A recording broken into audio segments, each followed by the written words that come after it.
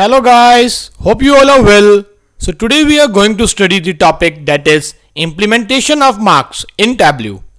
In a previous video, we have covered all the types of marks. So today we would be seeing their usage in Tableau one by one. But before going further, kindly subscribe to UNT channel. We have connected with Tableau and using Global Superstore data for our visualization. We are using two attributes, category and sum sales. At the left side in the shelves and card, here is marks. Depending upon the view, we can visually make it much better and understandable using marks. So we are starting with the first mark, that is color mark. You can see in our view, we have three bars of category and sum sales, where each bar is representing the amount of sales is done for each category.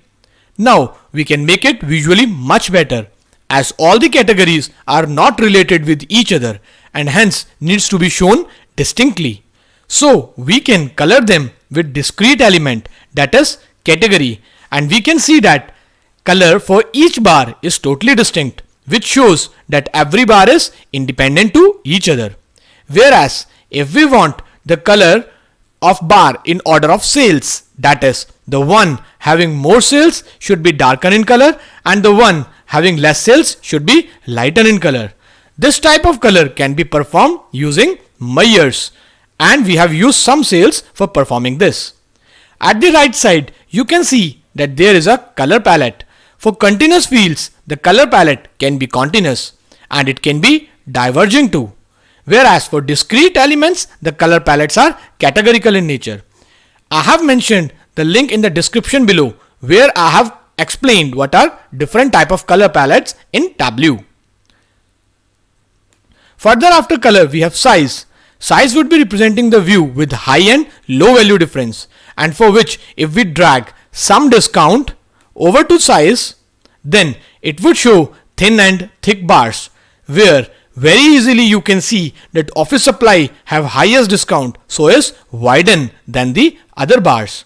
Similarly, if we keep ship mode over to size, then over visualization it would show the size for each category for various ship modes, where the ship mode that have least sales in particular category would be shown with smaller portion in bar and the other would be shown with widen option in bar.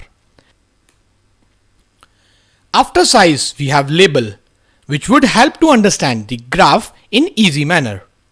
We can show label over visualization by keeping any field from data pane and drag it over to label. The exact data would be shown for dimensions, whereas if Meyer is dragged and keep it over label, then it would be showing its aggregated values.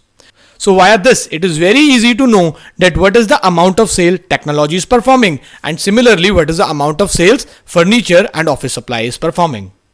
After label, then we have detail.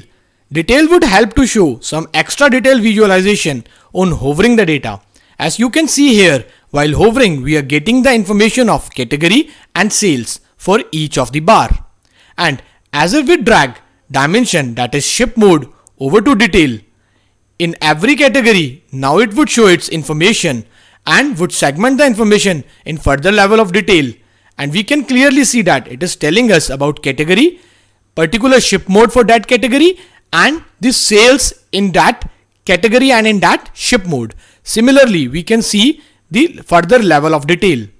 And if we drag dimension, that is sum discount, over to detail, then it would show its aggregated value in detail. And now we are seeing category, and inside that category we are seeing the part of its ship mode, and we are getting to know about its sales and discount. And similarly we can see it for all others.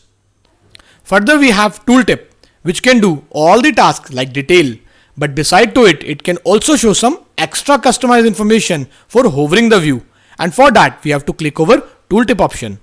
In tooltip, we can see that all the data would be shown similar to detail, but we can show some extra private information in it. For that we have to click on insert option. And as if I want to see my data source name, so I have to click on data source name and further clicking on OK. And after hovering the screen now over to the view, we can see it will be showing us all the information like detail plus it will be showing some extra detail, that is, it is telling me my data source name. So these were all about the marks that are already present, whereas there are 3 other marks that are not always present, and these marks would be shown when we are changing the type of chart. So the first type of a mark which is not always present is path, and it will be shown when we'll be choosing the line chart. So you can see here now the new type of a mark will be shown as a path, and it would be shown if and only if we'll be choosing a line chart. After then we have the next type of a mark is shape, and it would be shown when we'll be choosing a shape type of a chart. Further we have the next type of a mark is angle, and it would be shown if we'll be choosing a pie chart. So these were all about the marks implementation in Tableau. But there are 2 things to remember always. Number 1, that is by adding measures in rows or in columns, it would increase the number of marks in visualization. That is, if we are adding 2 measures over rows, then there should be 3 marks here, where each mark will be according to the measure that is selected, and 1 mark, that is all, would be shown for both of these measures together. And if we'll be changing the color on all or any type of a mark on all, it would be changed on all the type of charts.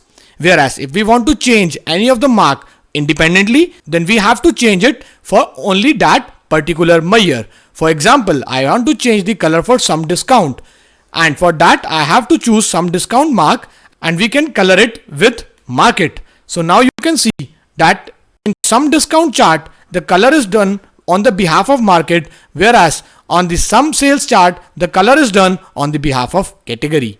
So as if the number of measures would be getting increased in row and column, the number of marks would also be getting increased.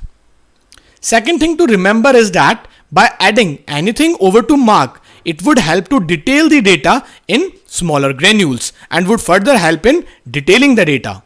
So this was all about the marks. In our coming videos, we are coming with some advanced topics. So till then, stay safe, take care, and thank you.